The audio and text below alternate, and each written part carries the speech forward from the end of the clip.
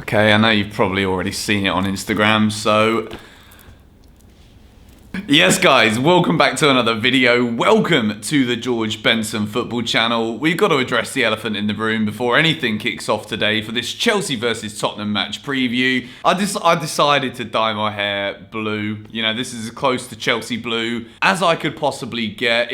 I'm not used to it, okay? It was literally about 35 minutes ago that the whole process was completed. 3.5 hours sitting in a chair looking like a melon playing a bit of Football Manager 21. It was decent, but I thought for the end of the year, as like a little celebration for the channel, celebration for the fact that across the other side of the world, all I care about every single day, you guys know what it is, it's Chelsea Football Club. So hopefully they can go and do me a good one tomorrow and get the win against Spurs, so then my match review can look like I've done this for a good reason. So, you know, if there's any reason to hit the like button on this Chelsea Spurs match preview, it's for the fact that I've dyed my hair bloody blue. So go ahead and do that. Subscribe if you're new around here and you haven't already done so. I can't actually look at the lens with like any dignity at this moment in time. It takes a lot, you know, when you do something drastic to your appearance and you don't quite like it, but you know you've done it for the right reasons. So that's the thing. Massive game this weekend. I made a video earlier this week saying how and why I believe this could be a potentially season-defining game for Chelsea and Frank Lampard as a manager, coming up against Jose Mourinho, who Lampard probably would agree was the most influential manager of his playing career, against the Spurs team who, let's be real about it, as much as we bloody hate them, they're playing some good stuff, they're looking good, they can attack well, they can defend well,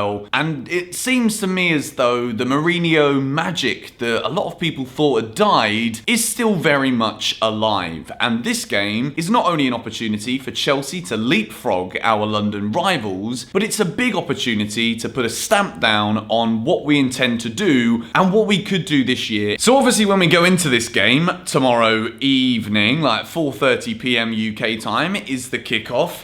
Liverpool, let's be real, they're probably going to have beaten Brighton, so we're going to be fighting to go second in the Premier League. But at the same time, I think that it doesn't matter where we end up as a result of how the table looks come the end of this weekend. Chelsea know that losing puts us 5 points behind Spurs. It kind of ends this momentum that we've been going on against the London rival, who last season we did a phenomenal double over, winning 2-0 away from home. And I'm just going to insert these clips in now just because, you know, why not build the hype a bit more?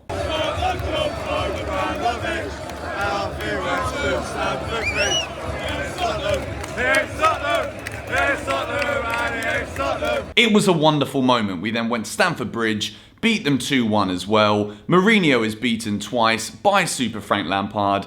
It is a scene of nothing shy of wonderfulness. Now tomorrow, it's going to be a very difficult game. It could potentially be one of those cagey affairs where Mourinho comes to Stamford Bridge. I don't want to say parks the bus, because I think he's done a lot more with this Tottenham team, because at Manchester United, there were a lot of moments where buses were, you know, metaphorically and literally parked right in front of the goal, because they didn't have the kind of attacking players other than on counter-attacks to really be able to do something special. With this Spurs team, there is a lot of balance within the side, and as much as I would love to sit here and say how bad and horrible they are and how Chelsea are going to annihilate them tomorrow, we've got to be realistic. I'm a football fan as well as a Chelsea fan, and despite my dislike for Tottenham, I've been very impressed with a lot of the football that they've played this season. They can win games in a variety of different ways, and the quality that they have going forward, despite the advances that Chelsea have made defensively, they're probably going to cause us some problems at Stamford Bridge tomorrow afternoon. But without any further ado, we're going to build the team that I believe is more than good enough to go into this game and get 3 points, leapfrog Spurs, and put Chelsea's name well and truly in the race in this year's Premier League title race. So of course, we start off with probably the biggest no-brainer in the squad right now. It's the goalkeeper. It is Mr. Edu Mendy, the man who just can't really seem to do much wrong at Chelsea at the moment. He did concede a goal in midweek, which might have baffled some people, and they might have stopped singing all of his praises because he did concede a goal. But it was once again a poor piece of defending, leaving an unmarked man to score a header towards the late stages of the game. There's not really much Mendy can do with that. If you actually watch it, reaction-wise, it wasn't like he wasn't close to the ball, but Mendy's been phenomenal so far at Chelsea. Everyone's singing his praises within the dressing room. Lampard's got nothing but great things to say about him. The English press have got nothing but great things to say about the performances that Edu Mendy has put in so far in a Chelsea shirt. I like the way that he commands his area. He can make big saves. He's very good reaction-wise. He's good with his feet. He can throw the ball very well. I feel like I repeat myself every time I talk about Edouard Mendy, be it in my justification for him in the starting 11 or with my review of his performances. So let's move into the right-back position. And we saw Azpilicueta start the game in Rennes in midweek, and there was of course going to be, like, Reece James is in very good form. He's been probably the best right back that we've got at the club this season so far. That proverbial baton of Azpi to Reece James for Chelsea's right back future is happening in full swing this season, and Reece James really does deserve all of the plaudits that his performances have been warranting. So Reece James is back in at right back. I potentially could see Chelsea changing it and using Azpilicueta's experience and the fact he's Chelsea captain in a massive fixture like this. But Reece's performances for me, it's not just about, like, should we be worried because it's Tottenham and they're in good form and it's Mourinho and we don't want to lose. I put Reece James in there because, quite frankly, he deserves to be in there. Moving into the centre-back pairing of Thiago Silva and Kurt Zouma. You guys guessed it already. Zouma's got 3 goals this season. He wins pretty much everything in the air. Thiago Silva, he is that experience, and I firmly believe that he'll be given the captain's armband for this game if Azpilicueta does not start. Jose Mourinho knows that Chelsea, at the beginning of this season, we did look ever so slightly shambolic at moments defensively, but we fixed it. And a lot of that is down to the solidity that comes with picking regular defenders and a goalkeeper. There were so many times last season where Kepa was in and then he played badly and then Caballero came in, then we brought Kepa back and it didn't work. This back 5, finished with Ben Chilwell, is something that Chelsea can now look forward to as being a solid partnership for quite some time. We know that Thiago Silva is supposedly going to be signing a brand new contract with Chelsea in January. 36 years old, Chelsea are often very reluctant to offer players of that kind of age any long-term deals. Thiago Silva would have known that when he joined the club, and the fact that he's playing so well, and quite frankly it doesn't look like he's 36 years old, the man looks as if he could keep going forever at this moment in time, similar to some of the Italian centre-backs of old. So, Thiago Silva, Kurt Zouma, wonderful partnership. Ben Chilwell, I did say that he looked a little bit tired. I gave him a yellow box in the video from the 6 things we learnt against Rennes, but Ben Chilwell's been excellent so far this season, and unless there's any fitness worries, then maybe we see Azpilicueta start at left back. I don't think it's going to be the case. Frank Lampard has came out and said in his press conference that for the first time, everybody is available for this game against Spurs, which is wonderful news. And yeah, it's a difficult one because as we keep going through this team, you guys will see who's on the bench. And I know there could be an argument for many of those players on the bench not being on the bench, or someone else could be on the bench. It's a tough one because Chelsea have a very big squad, so much quality in abundance, and somebody's got to miss out, sadly. So we're going to stick with a 4-3-3 formation. Part of me was like toying with the idea of going to wing backs and then it would change up the midfield a little bit. But Chelsea are not just playing well at the moment, we are winning consistently games of football. And when that happens, I think it would be a very big sign of confidence in the tactics that Lampard is looking to implement with the way that the players that have been on the field recently have been playing.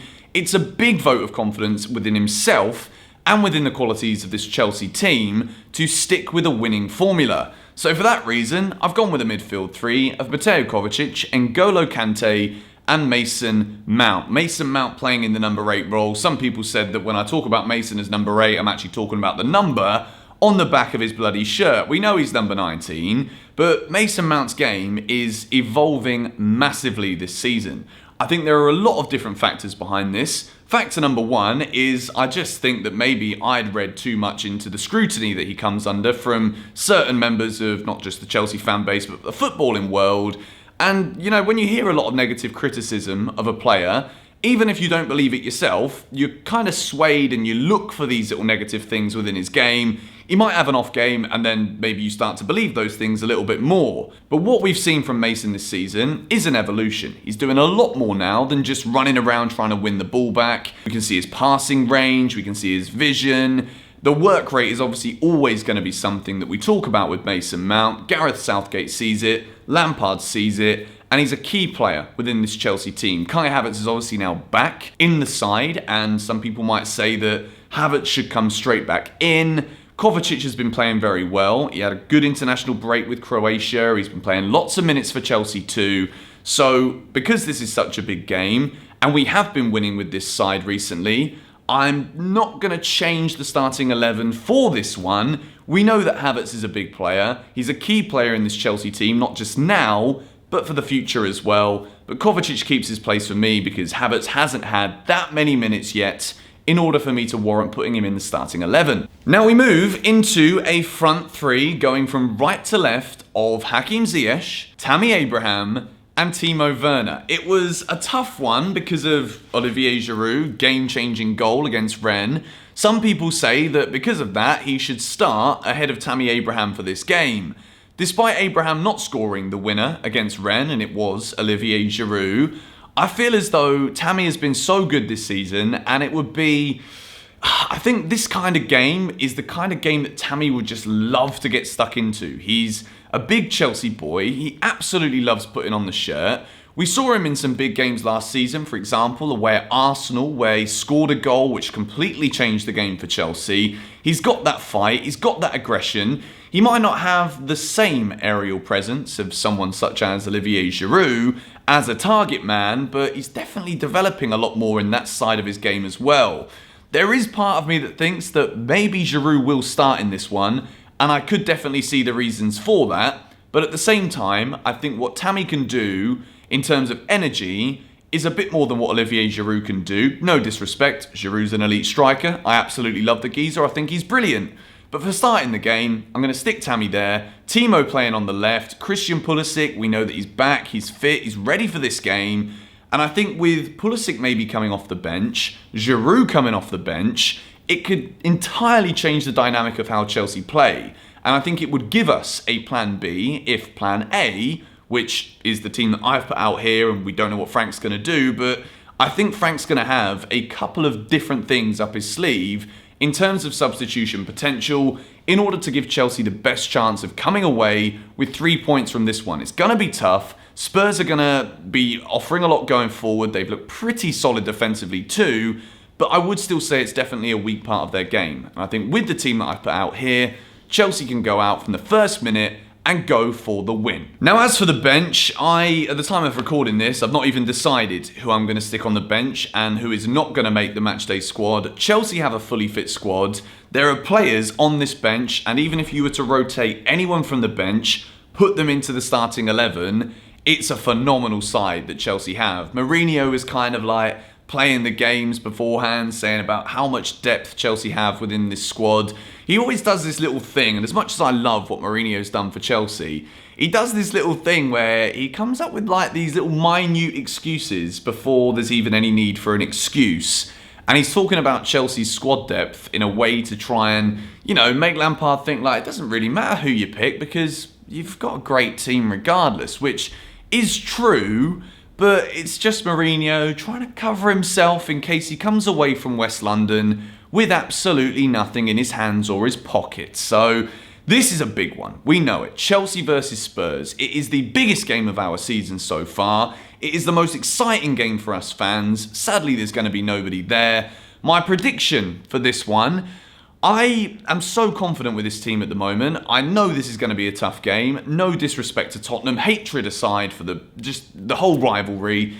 They're a good team. Jose Mourinho, great manager, our greatest ever manager. But I see us coming away with the same scoreline that we had last season at the Bridge, where Giroud got on the score sheet. Chelsea 2, Spurs 1, Olivier Giroud to come off the bench and net the winner again. So as always, with my match previews, I love to get the conversation going before these games kick off. So I'd love to hear what you think of my starting 11. Would you change anything? What is your score prediction for this game? It is absolutely huge. I cannot stress that enough. 6 Things We Learned will be out directly after the match tomorrow night. There's no way I'm going to be going to sleep for this one. So stay tuned, hit the like button if you did enjoy today's preview, subscribe if you are new, and I'll see you all tomorrow. Come on, you Blues.